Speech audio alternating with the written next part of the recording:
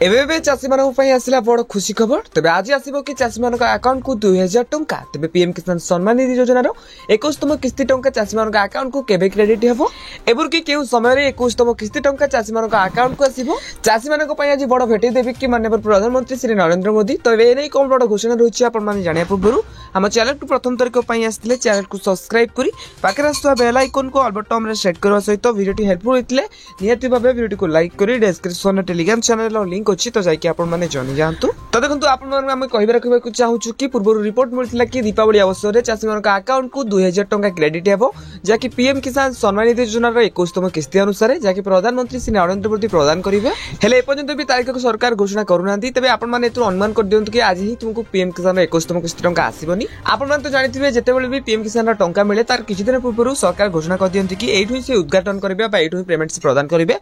हेले ए पर्यंत सेमिति किछि डेट पर्यंत घोषणा हेउनी। आ जदि हम कहबा केबे पीएम किसान 21तम किस्ती टंका चाषी मानक अकाउंट को छबो देखंतु जेहेतु 20तम किस्ती टंका अगस्त 2 तारिख रे मिलथिला जदि हम से अगस्त 2 तारिख टु हिसाब करिवा 4 मास ताले डिसेंबर फर्स्ट वीक सुधा तुमको पीएम किसान 21तम किस्ती टंका मिलिबो। तो जेहेतु आज दीपावली रही पूर्व रिपोर्ट आसला कि दीपावली अवसर में सरकार चाषी मानक अकाउंट को 21तम किस्ती टंका जारी करिवे।